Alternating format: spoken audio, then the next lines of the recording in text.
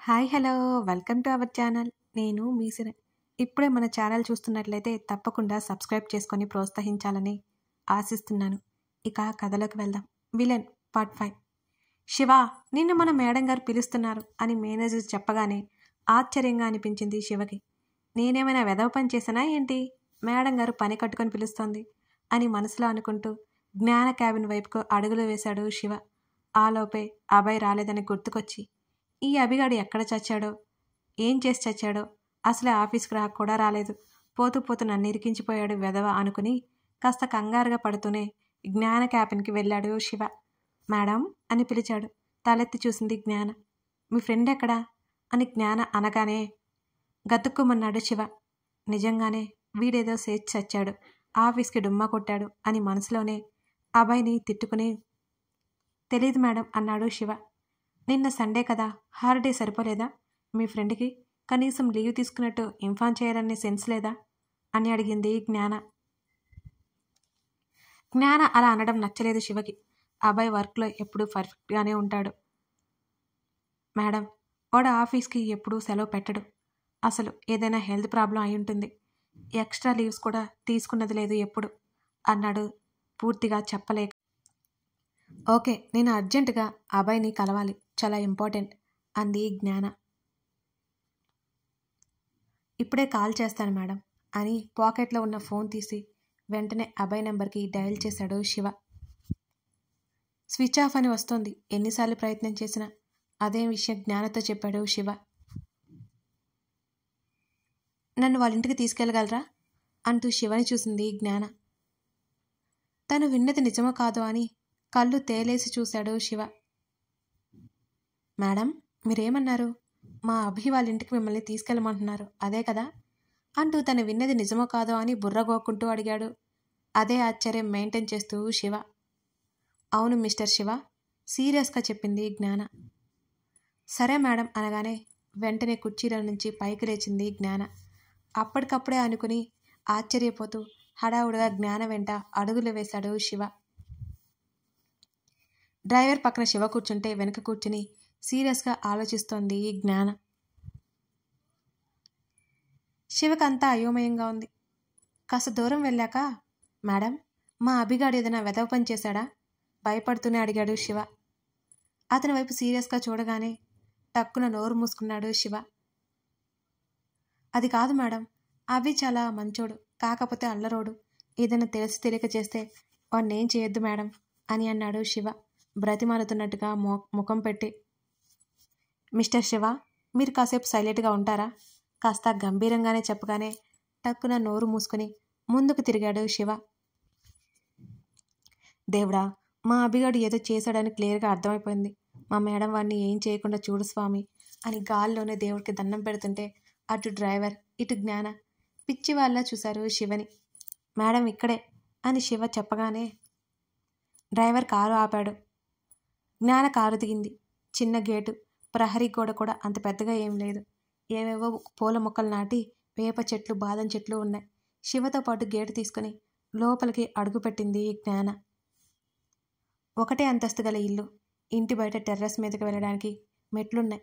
చాలా అందంగా ఉంది చూడ్డానికి ఆ ఇల్లు. శివ కాలింగ్ బెల్ కొట్టగానే ఎవరూ తలుపు తీయలేదు. మళ్ళీ మళ్ళీ కాలింగ్ బెల్ కొట్టాడు. కాసేపటికి తలుపు తెరుచుకుంది.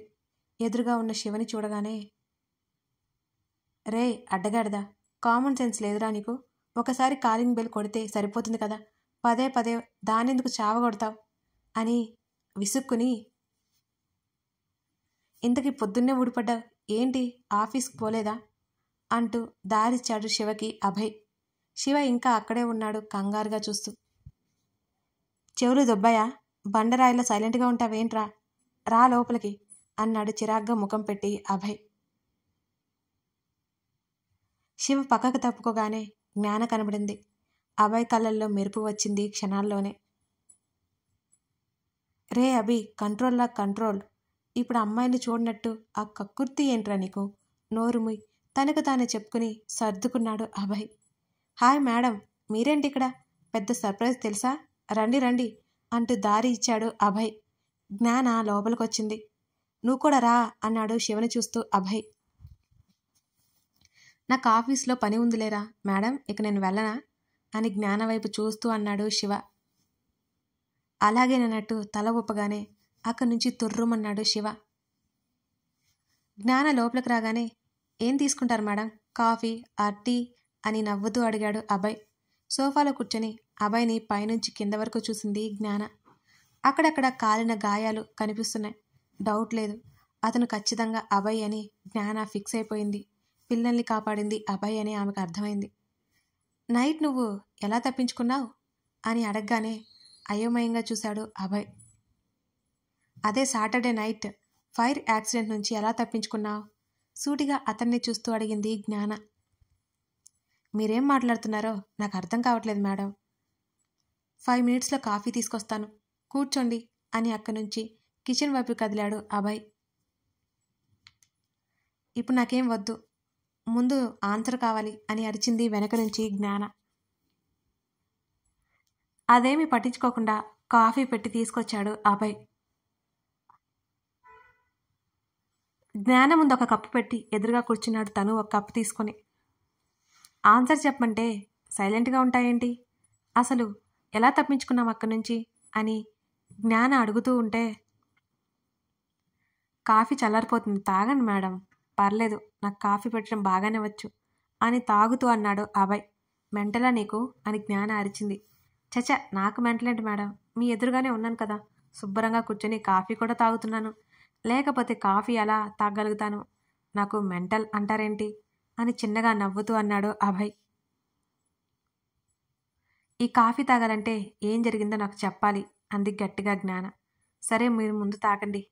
మెల్లిగా కాఫీ కప్ తీసుకొని సిప్ చేసింది. అతని కాఫీ రుచికి షాక్ అయిపోయి అభయ్ వైపు చూసింది జ్ఞాన. ఏంటి మేడం ముఖం అలా పెట్టారు, కాఫీ సూపర్గా ఉంటాయని మా అమ్మ పొగుడుతుంది, అడిగి మరీ కాఫీ పెట్టించుకుంటుందే, మీరేమో వికారంగా ముఖం పెట్టారు. నా మీద ఎంత కోపం ఉంటే మాత్రం నా కాఫీకి వంక పెట్టడం ఏం బాగోలేదు మేడం అని అమాయకంగా చెప్తూ దిగులు నటించాడు అభయ్. ఇప్పటికే చాలా ఎక్కువ చేస్తున్నావు, నీ డ్రామాలు ఇక ఆపు అంటూ కాఫీ కప్ మళ్ళీ టీపాయ్ మీద పెట్టి, నువ్వు నిజంగానే ఆ ప్లేస్కి వచ్చావు కదా, ఎలా తప్పించుకున్నావంటే మాట్లాడవేంటి అని అసహనంగా అడిగింది జ్ఞాన.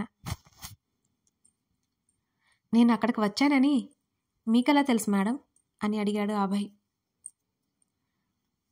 నువ్వు వచ్చిన తర్వాత నేను కూడా అక్కడికి వచ్చాను, లోపలికి వెళ్తుంటే చూశాను నిన్ను. అక్కడ నువ్వు ఎవరికి తెలిసినా తెలియకపోయినా నాకు నువ్వు బాగా తెలుసు, కమాన్ టెల్ మీ అని అంది ఆతృతగా జ్ఞాన. తప్పించుకోవడానికి పెద్ద కష్టపడాల్సిన అవసరం రాలేదు మేడం. బాల్కనీ దగ్గర నుంచి మెట్ల వరకు మంటలు అల్లుకున్నాయి బాగా.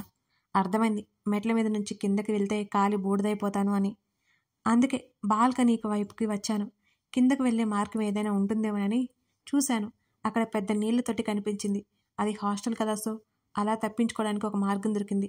మొదట కొంచెం భయపడ్డాను, కానీ నా కాళ్ళు చేతులు విరుగుతాయేమోనని, నాకు పెళ్లి కాదు అని తెగ భయపడిపోయాను అనుకోండి అని దిగులు నటిస్తూ చెప్పగా ఉరిమి చూసింది జ్ఞాన.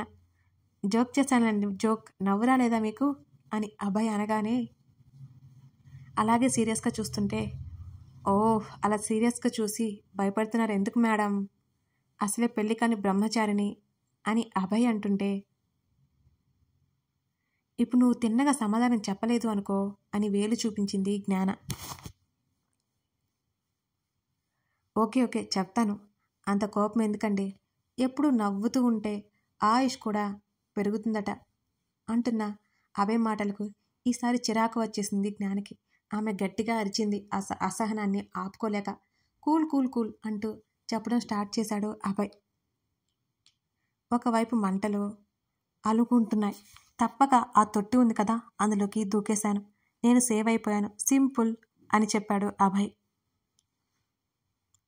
ఆ పరిస్థితి తలుచుకొని కొంచెం కూడా తొనకని అభయ్ని చూస్తుంటే ఆమెకి నిజంగానే చాలా చాలా ఆశ్చర్యంగా ఉంది. మరి అందరూ నీ కోసం అడుగుతుంటే బయటకు ఎందుకు రాలేదు నువ్వు, కోపంగా అడిగింది జ్ఞాన. బయటకు వచ్చేద్దాం అనుకున్నాను మేడం, అసలే మీడియా వాళ్ళు వచ్చారు, ఆ న్యూస్ కనుక మా అమ్మ చూసిందనుకోండి నా కాళ్ళు విరక్కొట్టి ఇంట్లో కూర్చోబెడుతుంది, అందుకే భయపడి ఆగిపోయాను. అవసరమా ఇవన్నీ మనకి, అందుకే సైలెంట్గా ఇంటికి వచ్చేసాను అని అన్నాడు అభయ్ అదే సింపుల్సిటీ మెయింటైన్ చేస్తూ. అక్కడ నీకోసం ఎవరైనా కంగారు పడతారని, నీకేమైనా అవుతుందని అందరూ అనుకుంటారని, వాళ్ళకి కనీసం నీ ఫేస్ చూపించాలన్న సెన్స్ లేదా నీకు? అతని మాటలకి పిచ్చి కోపం వచ్చేస్తుంటే అడిగింది జ్ఞాన. నాతో పాటు ఒక అతను కాపాడాడు కదా, అతను వచ్చేశాడు, అర్థమైంది. ఇక అక్కడ నన్ను ఎవరూ చూడలేదని, చూసినా ఒక్కళ్ళే అనుకున్నారు, మేమిద్దరమని అనుకోలేదు కదా. అతను వచ్చేశాడు, నేను కూడా వచ్చానని అందరూ అనుకుంటూ ఉంటారు. అప్పటి వరకు అక్కడే ఉన్నాను. నా గురించి ఎవరైనా బాధపడినప్పుడు బయటికి రావచ్చులే అనుకున్నాను. ఇక అక్కడ ఎవరూ అలా కనిపించలేదు అంటూ జ్ఞాన కళల్లోకి సూటిగా చూసి చెబుతూ, అందుకే ఇంటికొచ్చేశాను. మళ్ళీ మా అమ్మ ఇంట్లో ఒక్కటే ఉంటుంది కదా అని అన్నాడు చాలా క్యాజువల్గా. హేయ్, నేను నిన్ను చూసి ఆ మంటల్లో కాలిపోయావనుకుని ఆఫీస్కి ఇన్ఫామ్ చేయొచ్చు కదా, లీవ్ తీసుకుంటున్నట్టు. భయపడి చచ్చాను అని అంది జ్ఞాన. వావ్, మీరు నా కోసం కంగారు పడ్డారన్నమాట. అబ్బబ్బా, నా జన్మ ధన్యమైపోయింది madam. Thank you very much డ్రామాటిక్గా అన్నాడు అభయ్. వెంటనే కప్లో ఉన్న కాఫీ తీసుకుని అభయ్ ముఖం మీద కొట్టింది జ్ఞాన. కరెంట్ షాక్ కొట్టిన కాకిలా బిగుసుకుపోయి లేచి నిలబడ్డాడు అభయ్. ఆ కాఫీ వేడిగా ఉంటే అతని పరిస్థితి ఏంటి అని ఒకసారి రీల్ వేసుకొని నో అని ఇల్లు దద్దరిల్లేలా అరిచాడు అభయ్. పాపం, కథ కొనసాగుతోంది. మరి మన లేడీ బాస్ గారు ఆఫీస్ నుంచి అంత కంగారుగా అభయ్ కోసం ఎందుకు వచ్చినట్టు? అభయ్ ఇప్పుడు ఎలా రియాక్ట్ అవ్వబోతున్నాడు? కాఫీ పడింది కదా పాపం, అదే మన లేడీ బాస్ గారు కాఫీ పోసారు కదా. అన్నీ తెలుసుకోవాలంటే నెక్స్ట్ ఎపిసోడ్ చూడాల్సిందే. కథ నచ్చితే లైక్ చేసి, కామెంట్ చేసి, షేర్ చేసి, సబ్స్క్రైబ్ చేయండి ప్లీజ్. చేస్తారు కదా. Thank you.